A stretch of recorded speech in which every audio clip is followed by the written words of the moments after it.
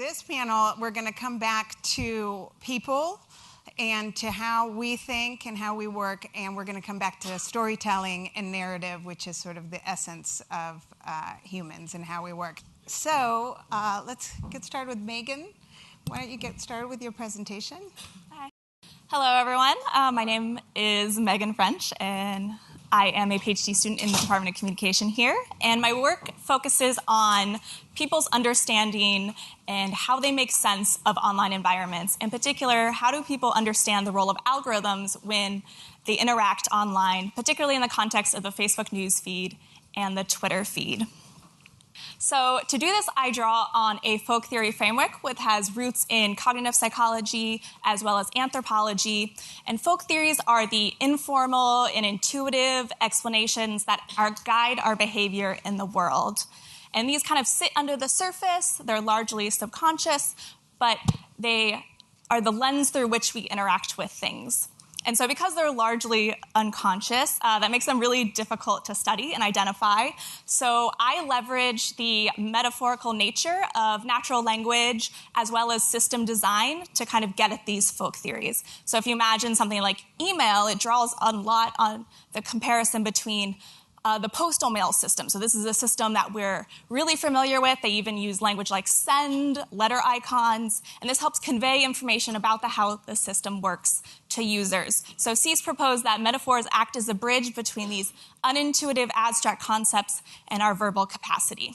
So to get into one particular study that I've done, I asked people their metaphors for the Facebook news feed and the Twitter feed. And we collected this large, really interesting, really revealing corpus of people's metaphors for these systems. So for the Facebook news feed, people compared it to a personal assistant. It got to know them, it found out what they were interested in, it would serve that back to them. While other people compared the Facebook news feed to a spy who was just collecting all this personal information about them.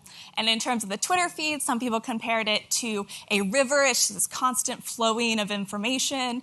And other people compared it to a spider web where there's conversations kind of branching off in all different directions. So we had this large, interesting corpus of metaphors, but we wanted to identify a little bit more specifically about why people chose these metaphors, what were the attitudes and beliefs associated with them. So we did a series of studies that used factor analysis as well as some semantic differentials to identify kind of the larger abstract folk theories from these metaphors. And across the Facebook newsfeed and the Twitter feed, we found 4 common ones that spanned both of these platforms. So the rational assistant, people who held this folk theory had really positive evaluations of the system. They thought it understood them, and they trusted that it was serving them stuff that they wanted and working in their interests. The second one was the transparent platform. These people also had really positive evaluations of the system, but they thought that it was really clear how it worked. It showed them all their friends, it showed them all the content, and it was really easy to influence. And then the third one was this unwanted observer, which was almost kind of in contrast to this rational assistant. These people had really negative evaluations about the system.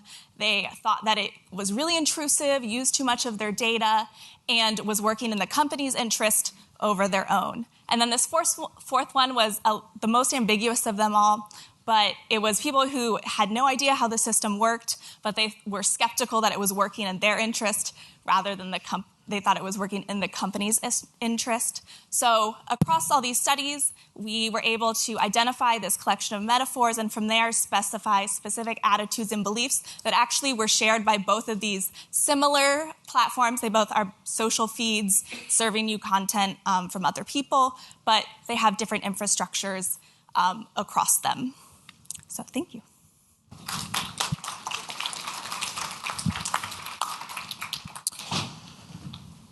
Okay, they asked us for 5 minutes, and I think I heard Kendall say 30 years of research, and I have 2 years of research, and so it was still really hard. But when I was at the Stanford Project-Based Learning Lab, we really set out to think about what are the elements that are really important for mutual understanding and collaboration in creative business meetings, and really thinking about knowledge worker productivity. And if knowledge work is this idea of analyzing, synthesizing, organizing, sorting, matching, et cetera, on information. And if you think about, robotic automation, you can argue that we're now all knowledge workers. Maybe there is no other kind of work unless you're a craftsman or something like that. But our key assertion was that continuously and iteratively assessing mutual understanding and choosing explicit local conditions that improve global collaboration, context, and behavior can align the expectations and synchronize the goals of a team of knowledge workers, so to speak.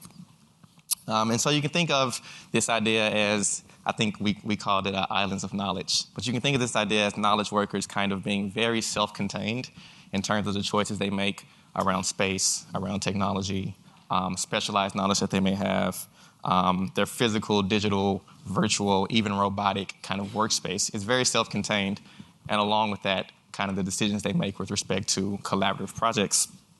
So that's hidden skills, hidden experience, unknown workload, as well as their flexibility and adaptability to adapt to new structures and new shared tasks across the team. So one of the frameworks we developed, we called the 6 steps to engagement. Pretty straightforward, I think, title. And it basically says, you start at the circle at the top that says, I know where I am. And the idea is, what is my personal capacity, or what is my individual capacity for engagement with respect to location, space, and technology? And I'll get more into what location, space, and technology means on the next slide. But the next step is really moving to, I know where you are. And that's a dyad. If we're 2 people on a team, it's pretty easy to understand. If we're 10 people on a team, globally distributed around the world, maybe it's a little harder. But do I understand other team members' capacity for engagement with respect to the aforementioned conditions? The next step is we know where we are. And again, that's as a team, we have visibility into everyone's conditions with respect to location, space, and technology.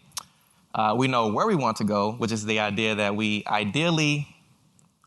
know how we ideally want to engage with one another, even if our location, space, and technology affordances don't allow us to get there. And then finally, where can we go, which is practically speaking, understanding that our conditions across a distributed team of knowledge workers may not be the same. Practically speaking, how can we engage with one another and kind of reach a synchronized level of engagement? Finally, and most importantly, we commit and we move together, which is simply saying we're prepared and we're supported and we understand how we all should move as individuals or at the local level for us to reach a more global level of collaboration. So again, that's like very high level when you think about these 6 steps to engagement. I was just telling someone I actually use this framework, I think, every day because I work with people all the time and I never, ever describe it this way. Because people are like, what are you talking about? But if you think about location, space, and technology, we actually made some departures from the BBI framework, which was created by Dr. Renata Fruchter, I believe, back in 2001. And you can see from left to right, we're actually thinking about bits, which are devices and tools. I innocuously left off networks, but we should consider networks as well. Bricks, which is really location and space. And then finally, interaction from left to right in terms of how engaged can we become as a team. So again, devices. Is my device reliable? Is it accessible? Is it available across the team? Is it affordable across the team? And finally, is it standard? Tools, if we think about lower levels of engagement, I can view, share, publish, link to common content, common equipment, so on and so forth, all the way to sensing, which at the time of this research, we were just getting into virtual worlds, so on and so forth. I'm sure we can break down sensing to a much more granular level considering the technology affordances over the past 2 or 3 years. And then with location, thinking about maybe the least engaged location configuration where I'm working with people across multiple locations all the way to face-to-face co-located interaction. And then we have some stuff for space, fixed versus float, unstable versus stable.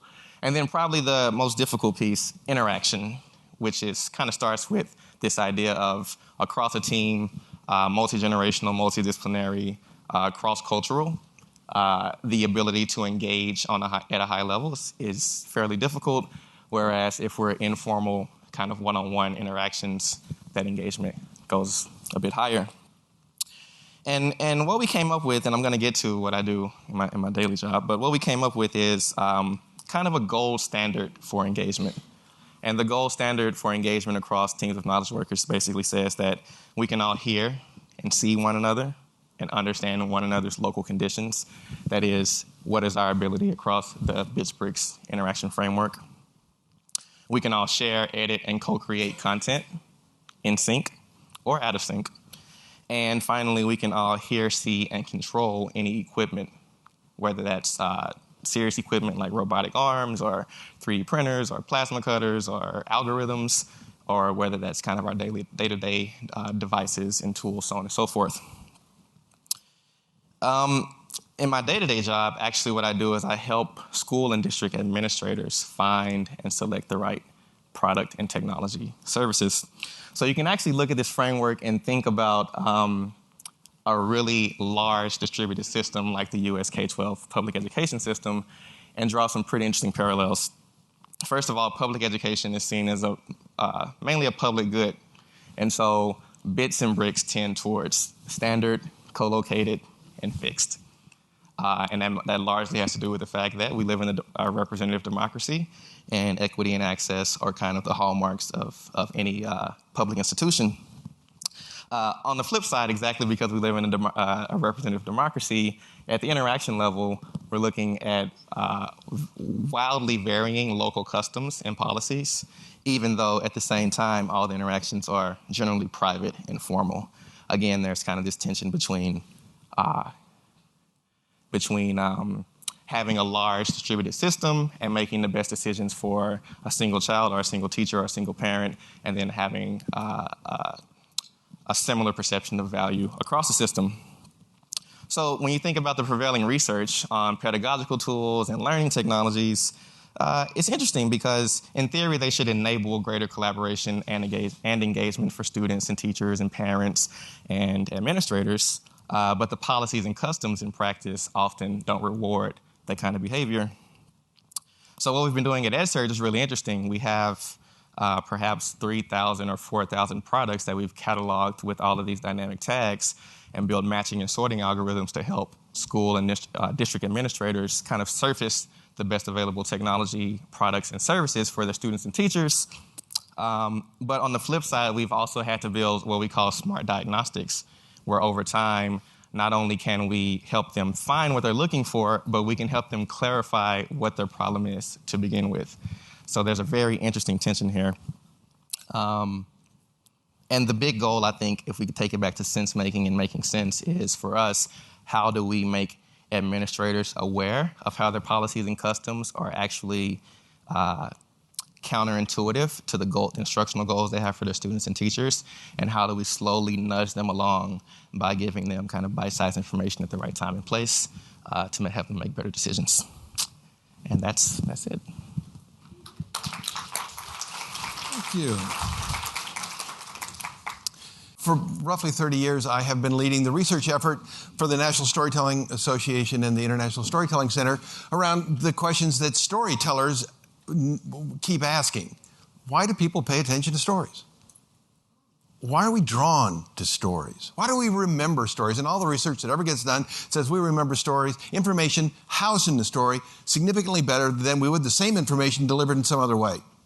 We listen to stories more intently, and when we go into EEG labs, we can see more parts of the brain, areas of the brain light up when you're listening to a story that don't light up when you're listening to other forms of communication. Why is that? And ultimately, it has led to focus on two questions. How do we make sense out of incoming information? And then how do we create meaning out of that? Now, what I want to do here, just because we only have a couple of minutes, is show you the bottom line gist of where we are in that research and what we've been able to uncover and demonstrate. And I thought I'd give you a lot of text to read so that you have a challenge as we go through the next few minutes. But I'll just sum up what we found. What we find when we go into the lab, wire people up, test audience after audience, is a confirmation of some theories first put out in the late 90s by some evolutionary biologists, and that is that the human brain is hardwired, physically, literally hardwired, to make sense of the world, to make sense of incoming information and experience in very specific story terms. And we can now identify what those terms are. And through very specific story structures, there are models built into your brain that your brain assumes are going to be satisfied by the information that comes into it.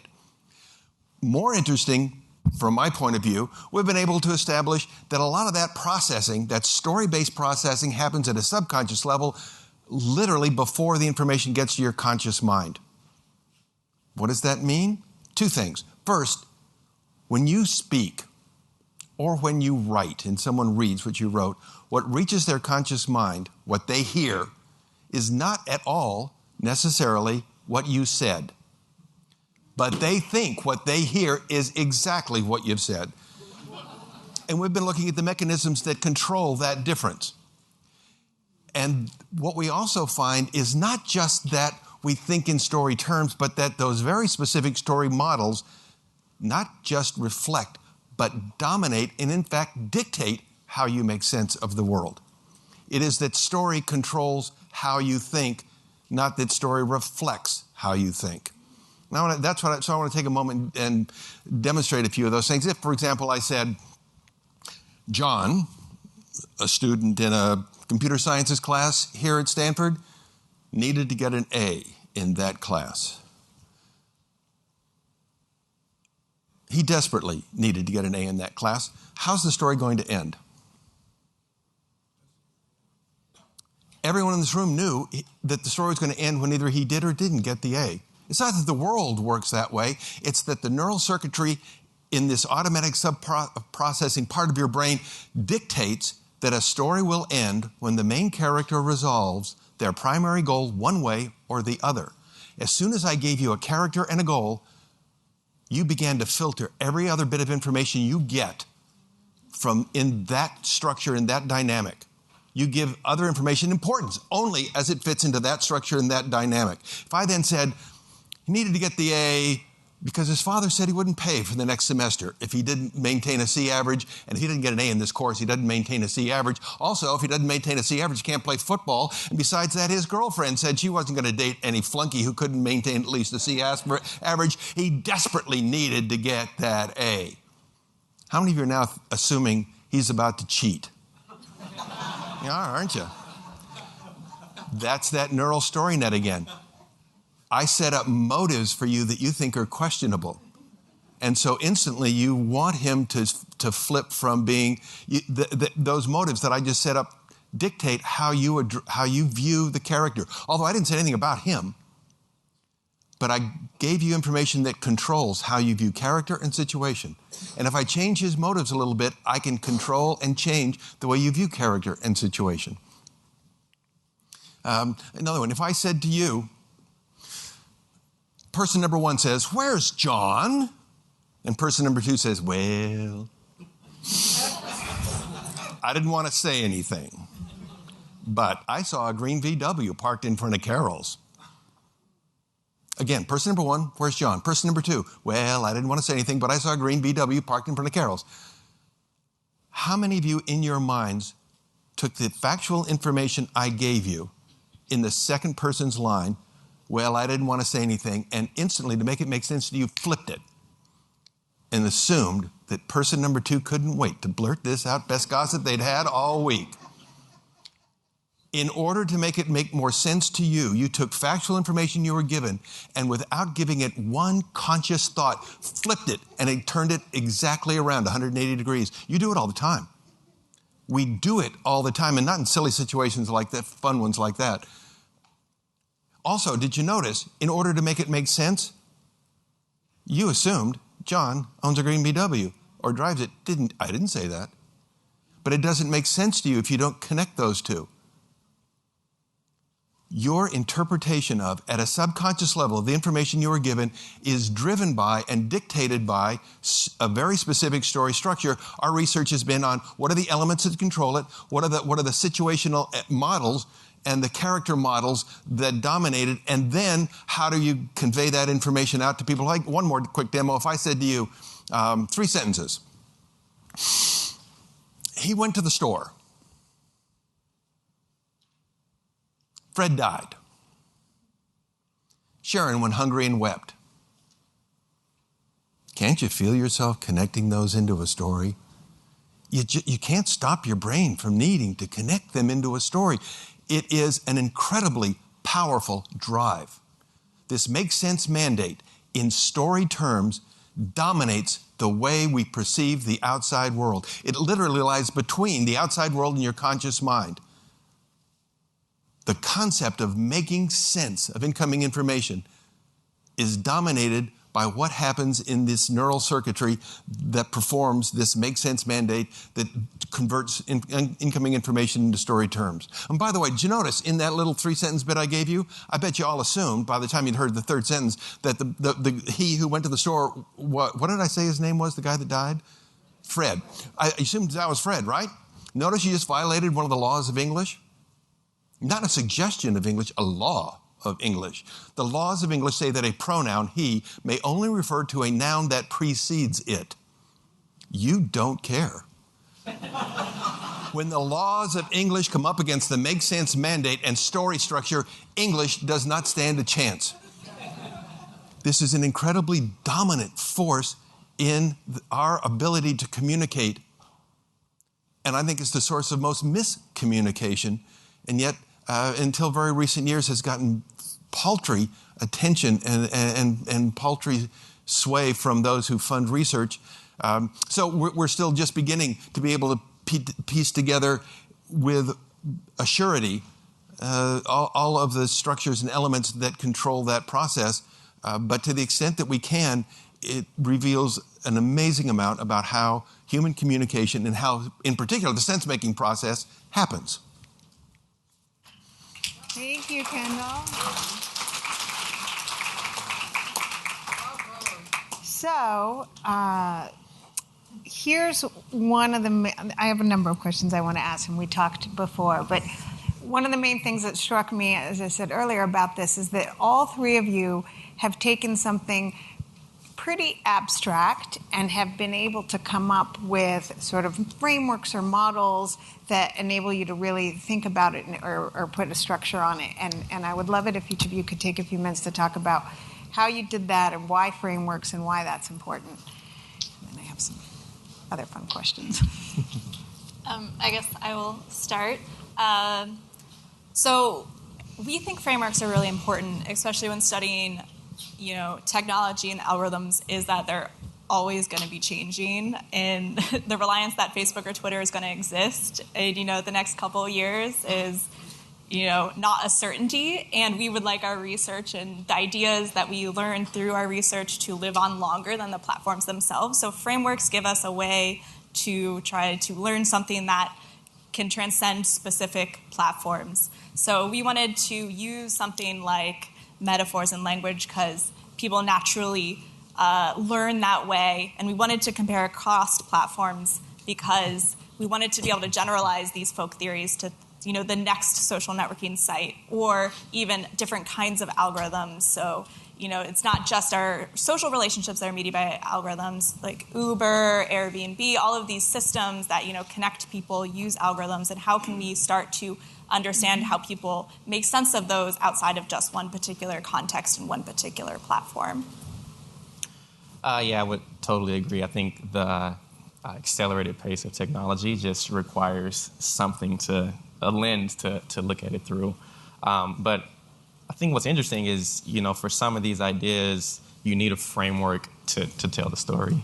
It's too complex just to say, well, we're trying to, study a team of 40 people around the world with, all these different skills, and this is what's going on. People are like, what are you talking about? Like, that company's stock price is up, and that's what I care about.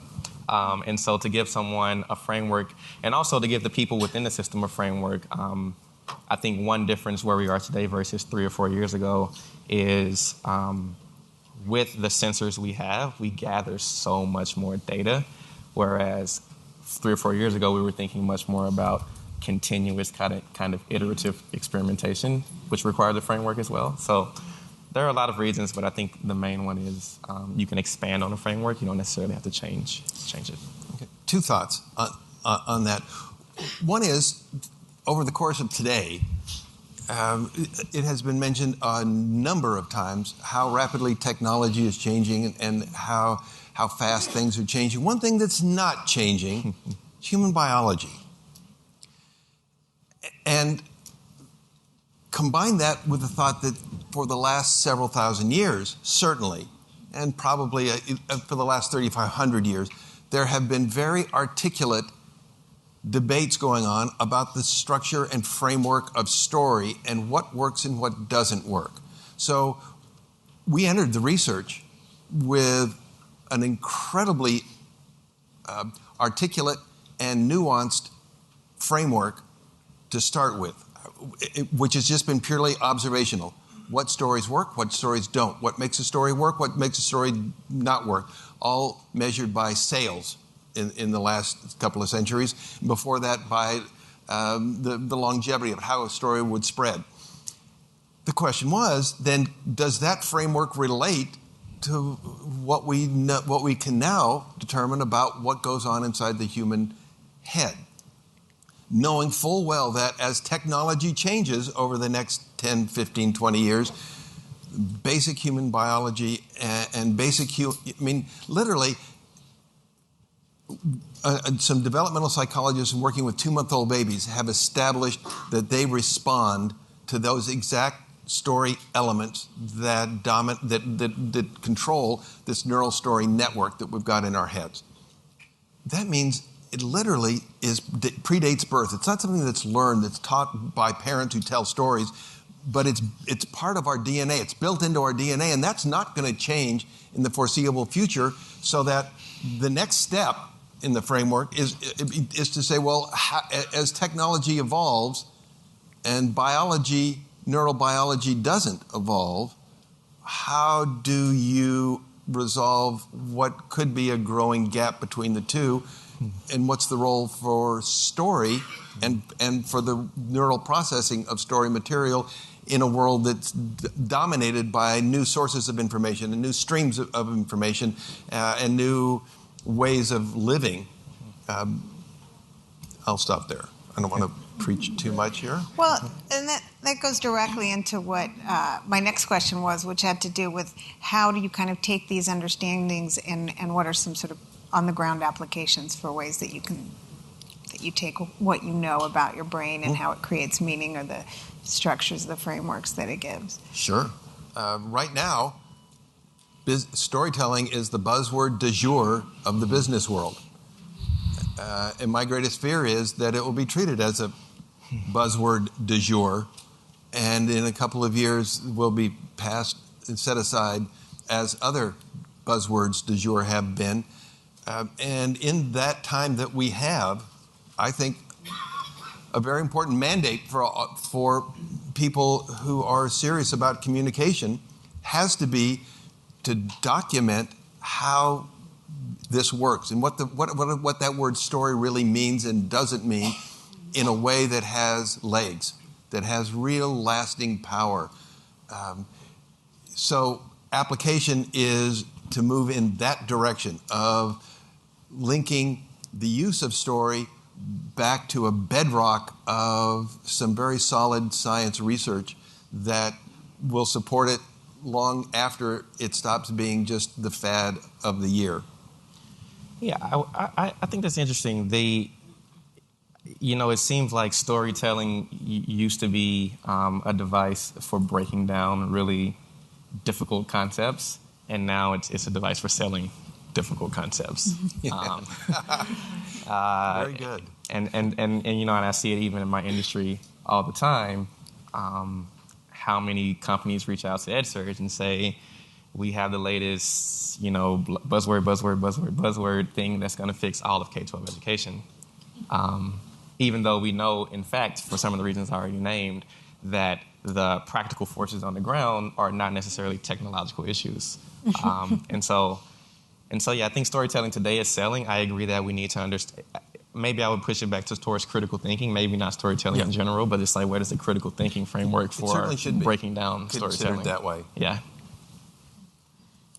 In terms of how we use kind of the findings of our own perspective relating to this, is that people come from different different backgrounds, their ideas of technology are different. And so taking that into consideration when conveying information about a system. So within these kind of 4 folk theories that we uncovered, there's one, the rational assistant, who has very positive perceptions of, these social feeds, so that the way they interpret, changes to the system or content from the system is going to be different than the way a person who is very skeptical about social feeds, this unwanted observer folk theory. So thinking about how we understand where people are coming from and what kind of stories might speak to them or metaphors would speak to them, I think is really important in terms of bridging this gap between our neuroscience evolutionary history and the growing changes in technology, like making sure that we understand that gap and how it changes on an individual basis. And the role of metaphor in dominating a lot of that, I think, has, while it's gotten significant play, it's mostly been play in within the world of narrative, and not in the world of human perception. But I bet everybody in this room, if I said, give me an image that relates to the loss of privacy, is going to come up with the same one now. We're all going to go back to a tornado, right? Metaphor. It's a visual metaphor. Metaphors dominate, they create our attitudes. Because, of course, in story terms, a metaphor is really a story. But it's done in very visual and usually emotionally laden form. I think that's it. Well, I was just going to say, with thinking about, narrative versus perception, especially with technology and kind of making sense through technology, there's a question of, now who controls that narrative as well, that I always come back to. At EdSurge, we're generally trying to be agnostic to the various pedagogical or instructional models that people believe in across the country and around the world. But at what point do we say, no, that's actually a negative impact or an actual counterintuitive thought for your teachers and your students, so on and so forth? When do we take the power to intervene and change the narrative, which is something we struggle with a lot? Well, thank you all so much. I'm keeping us on schedule. And thanks, everybody.